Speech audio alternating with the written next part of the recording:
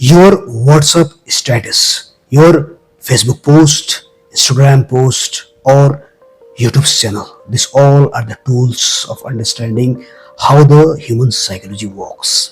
कहने का मतलब है कि मैं कई दिनों से एक रिसर्च पे था।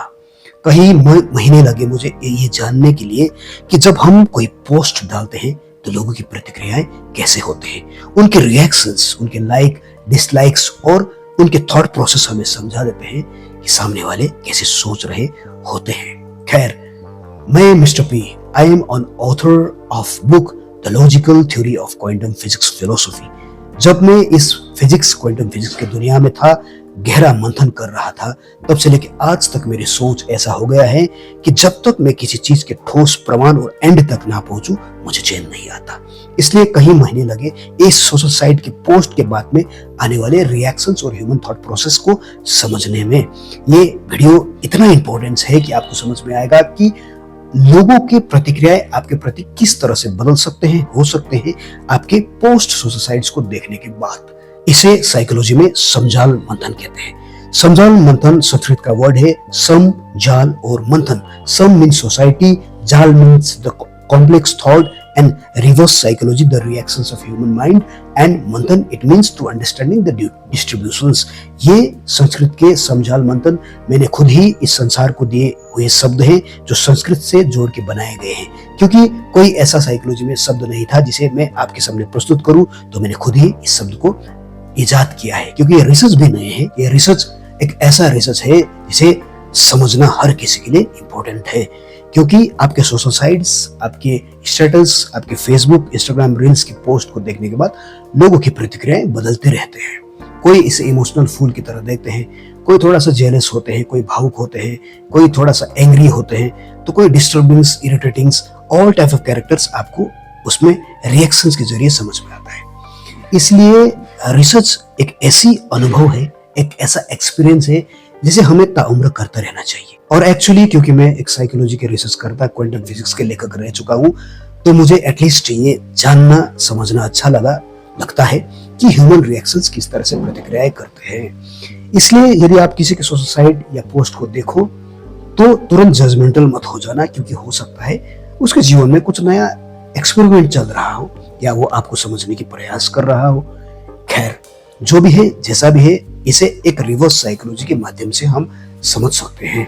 कहने का अर्थ है कि हम एक अनुभव में, गहराई में इस तरह से फंस जाते हैं कभी कभी कि हमें कुछ नहीं समझ में आता। कभी कभी हमारे जीवन में कई सारे ऐसे दोस्त आ जाते हैं जिनके आने से हमारे जीवन एक बेहतरीन बन जाते हैं, कलरफुल लगने लगता है। कभी कभी हमें थोड़ा सा प्यार मोहब्बत हो जाते हैं, एक अटैचमेंट गहरा हो जाते हैं, तो हम वहां पे भावुक हो जाते हैं। तो उस भांति का पोस्ट हम दिखाने की कोशिश करते हैं। तो 50% प्रॉब्लम्स हमारे वहां पे सॉल्व होने लगते हैं जब हम लोगों के स्टेटस को देखते हैं। यानी कि स्टेटस को देखने के बाद हमें समझ में आता है कि उसके जीवन पे एक्चुअली ये चल रहा है।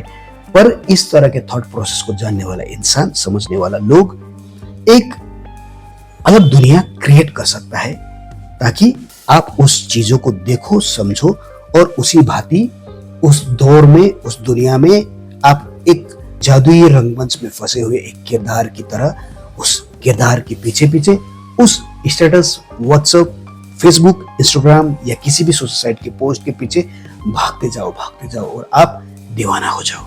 इसलिए बहुत जरूरी होता है आजकल इस तरह के थॉट प्रोसेस को समझना। इसलिए आज के बाद यदि आप किसी की पोस्ट को देखो, समझो, तो समझने की प्रयास कीजिएगा कि हो सकता है वो एक एक्सपेरिमेंट कर रहा हो आपको समझने के लिए। इसलिए उतनी भावुक होने की जरूरत नहीं है, क्योंकि दुनिया एक्चुअली में आज बहुत एडवांस्ड हो चुके हैं। आपके थॉट प्रोसेस, आपके साइकोलॉजिकल कंडीशंस को लोग पढ़ सकते हैं, जान सकते हैं। इसीलिए मोबाइल से जितना दूर हो सके उतना रहना ही बुद्धिमत्ताएं है, क्योंकि जितना आप मोबाइल देखोगे उतना ही आपके माइंड में, आपके प्रीफ्रोंटल कॉर्टेक्स में या एमिगडाला में एक नया डोपामिन या सेरोटोनिन्स निकलेंगे, उत्पन्न होंगे, जिसके जरिए आपको प्लेजर्स मिलेगा और आप बेवकूफ बनते रहोगे। इसलिए do not compromise your thought process in a status or reels or post, because they might have doing some sort of experiment which you don't know, even you can't understand, but you'll become fool by that thought process, क्योंकि ये experiment theory है। मैं जब ये situations में लोगों को समझ सकता हूं तो क्या पता दुनिया में बहुत सारे ऐसे हैकर्स होंगे या लोग होंगे जो आपके माइंड को पढ़ सकते हैं, थॉट प्रोसेस को जान सकते हैं, आपको बेवकूफ भी शायद बना सकते हैं।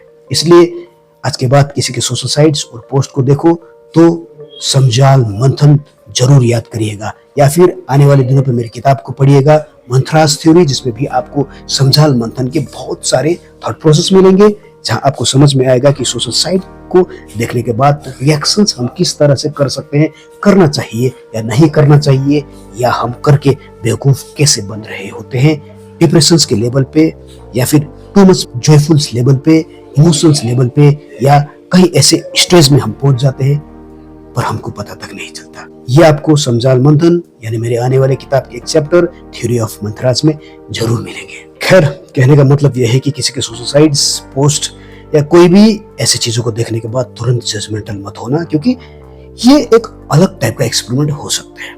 इस तरह के थॉट प्रोसेस से बचना है, समझना है, निकलना है तो बहुत जल्द प्रस्तुत होने वाले हैं मेरे आने वाले किताब थ्योरी ऑफ मंथराज, जहां पे आपको ये समझाल मंथन भी मिलेंगे, जहां लोगों की पोस्ट से मिलने वाले रिएक्शन से समझने वाले थॉट प्रोसेस, थ्योरीज ऑफ मंथराज। सोचिएगा जरूर।